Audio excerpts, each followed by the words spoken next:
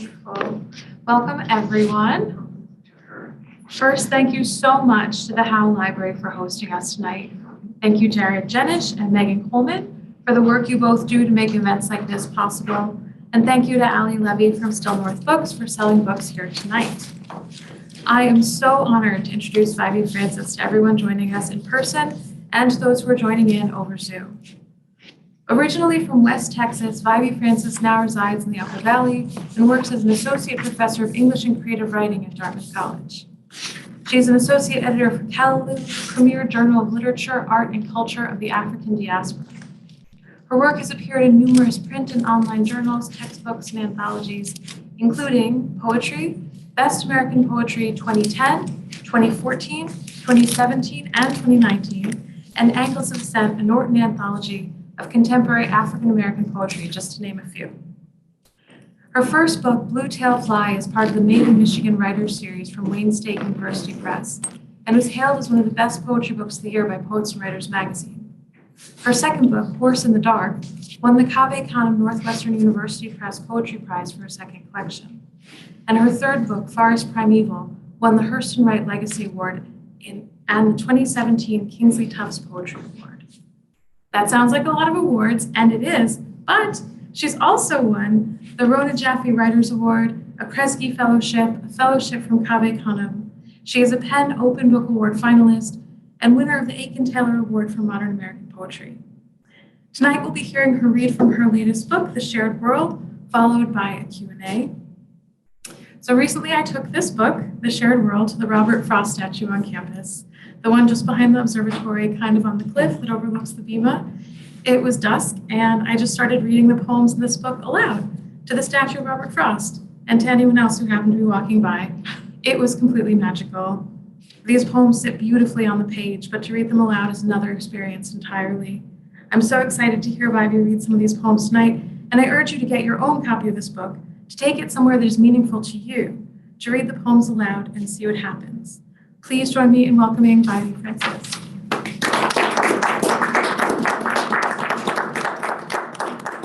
Break me and I'll sing. My voice like marrow, a blood yolk spilled upon the counter. You can't stop this song. More hands than yours have closed around my throat. You may crack me.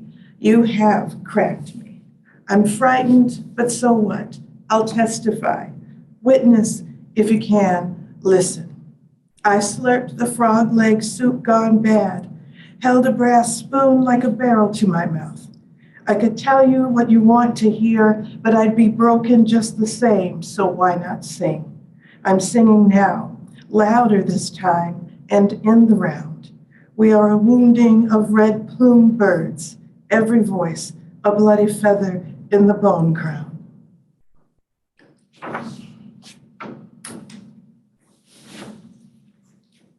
Another attempt at the telling. This opens with an epigraph by Roberto Bolaño.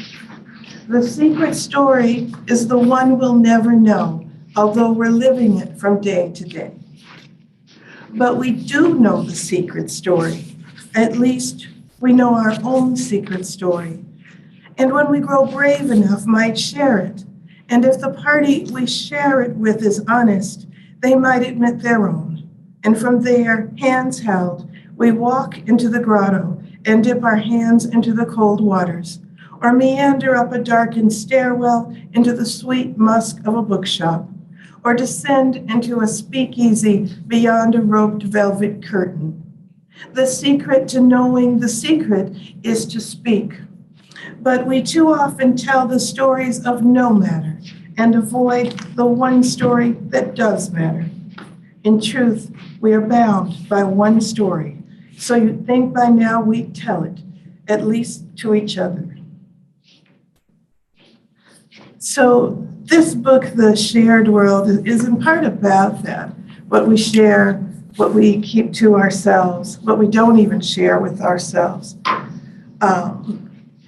And it's connected to a memoir I'm doing that's coming out because most of my friends have no idea where I'm from, especially my northern friends.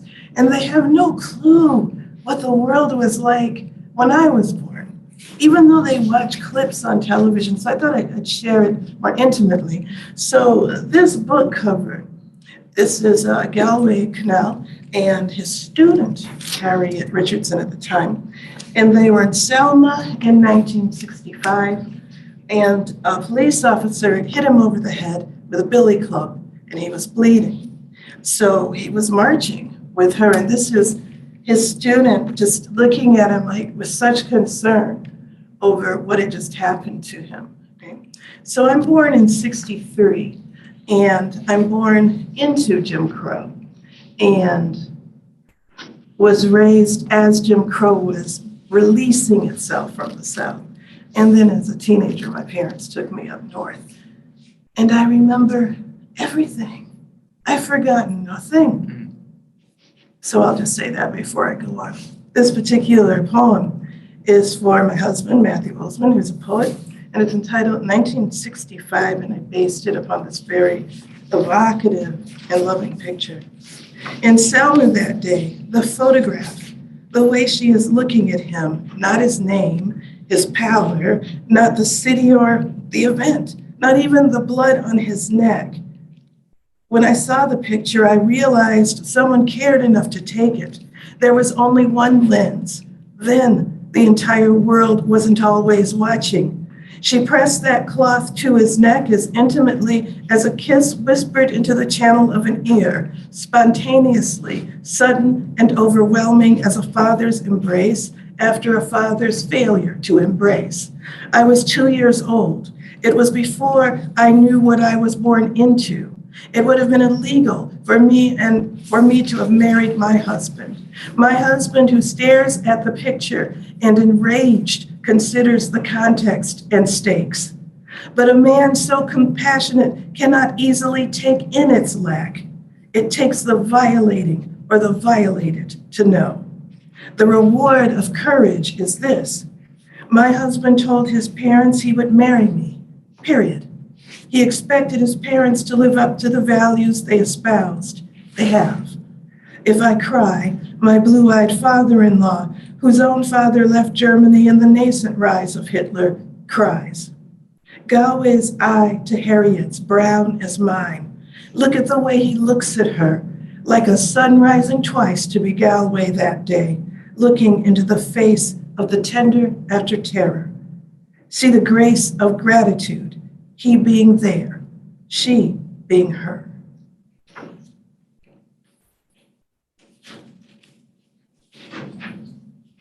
Since I've been here at Dartmouth, my mother passed away. I've been here a little over 6 years, and my mother passed about 4 years ago. And I don't know how long it was after she passed that I wrote this.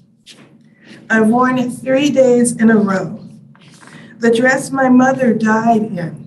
No, the dress I was wearing when my mother died. And I took pictures of myself. No, of the dress, of my legs curled tight under the dress, only my ankles and feet showing. I held my arm up and back and did not want to show my head, my swollen eyes and chapped lips, and all that dried salt on my face, my face. She could not bear to look at unless it was with disgust. My hair, never good, no good. And my unironed dress, this one I am wearing now, with its white cotton underslip and its red embroidered paisley upon a white background. It is beautiful, even with me in it. Yes, I am not wearing a hat. She said, you look so ugly in that hat. It was my favorite one of 3 hats. She had more than 100 hats stored in her basement in labeled hat boxes. They were her particular thing. Every Sunday, a new one, perched proudly as a bird of paradise, though only the males are so presentable. But she was a tomboy once, and so was her mother. She hated my teacups and my dollies I couldn't sleep without, like I slept that day when I found out she had died. I lay fetal upon the bed atop the duvet and wanted to live and felt guilt like a razor over the wrist. And you always were odd and always carrying on. You talk too much. You're a mess, and I was a mess. My chest wet and my heart shrinking in, and I was shrinking, and this was good. She was always such a small woman, except for 10 years when she grew past what her small frame could hold. Who can say why her hunger grew? And why she hated my hunger to be held, and so recoiled. And I went days and days without any touch at all. And I have gone days and days since, ugly in my hat. Even my father thought so, though now he isn't sure. Since she died, so much has changed. Even this dress, now stained by wear and coffee and crying, and now the pills won't let me, and now and again sleeping in it, and just last night keeping it on for dinner alone at the same counter where I was when I found out she had died, a few minutes after our last phone call, when she couldn't see me and so could afford to love me. Yes, among them. I recognize myself. How pedestrian of you to not notice the signals, blithely crossing the monochrome streets of the newest civilizations with their simple civilities. I am in this moment where I can choose to disappear among you. But why? It is not that I am impolite. I am not afraid of a word. You say black, I say blacker. I have shown you a tomato garden, but you say savage. I dislocate my back, bend until the back of my head touches my heels, until my reflection holds only what won't be feared, but fearing, you say, savage. Yes. I've been thinking about love again. Those who have it, those who live to have it, and those who live to give it. Of course, there are those for whom both are true, but never in the same measure. Those who have it to give are like cardinals in the snow, so easily and beautifully lit. Some are rabbits, hard to see, except for those who would prey upon them, all that softness and quaking and blood. Those who want it cannot be satisfied, eagle-eyed, and with such talons, any furred thing will do. So easy to rip out a heart when it's throbbing so hard. I wander out into the winter. I know what I am.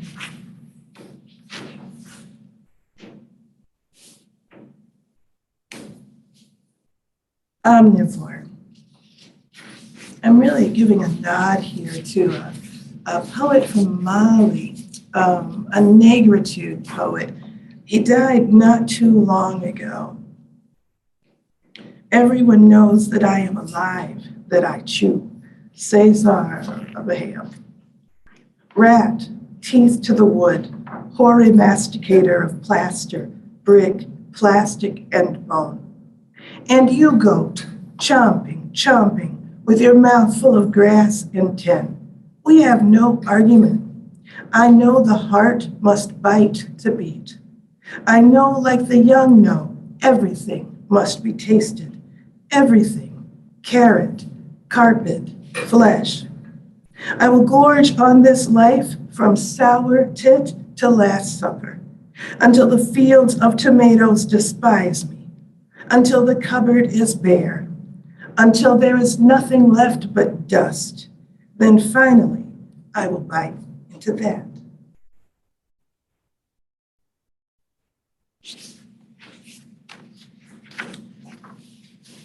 The Marsh King, for Matthew.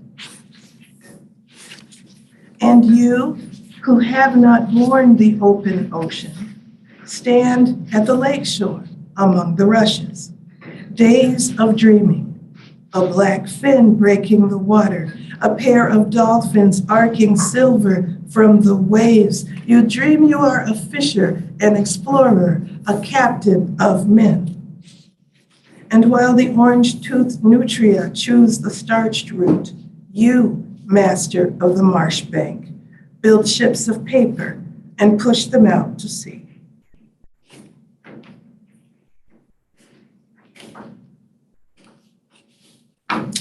This morning I missed such devotion. So I always call myself Southern, but I'm really Western, and there's a difference. So I went to school down south. I did undergraduate at Fisk University in Nashville, Tennessee, where the women are soft-spoken with these incredible diphthongs in the voice. I was as coarse as West Texan women tend to be, and where my mother's from, they call it East Texas mean, and my mother was East Texas mean in those piney woods. So when I got to this Southern school, I was coarse. I cussed like a sailor. You could barely get me to wear shoes, certainly no slips, nothing like that, dainty or ladylike. And I met these incredible sisters from across the South, and they cleaned me up. And I think I cleaned up pretty well. Here I am. You wouldn't have taken me the way I was before. This morning, I missed such devotion. There is a sister whose voice is gentle as a lullaby, a lulling. Even when angered, she won't yell. A particular upbringing that eschews the loud. Though such a woman can be found embracing those whose voices swell the streets. Perhaps less saintliness than a vicarious expression of her own rage, frustrations, drawing the brawler, the harsh, and the violent close. The softness embedded in her accent, an oiled woman, pink lipstick on her brown lips, a woman who pulls biscuits from the oven on a Saturday morning, bathwater woman, sweet liquor in a white cabinet woman. I have found this woman in Tennessee, in Alabama, in Mississippi, and Texas, and clung to her, darling and dearest, and hush honey on the tongue. Not silence, but delicacy, a blue slip in the drawer, a breeze through the oak leaves. Cuss and she won't shush you. She'll laugh and take you inside, feed you cake, brush out your damp hair, pull you onto her lap, draw the cedar from the wound.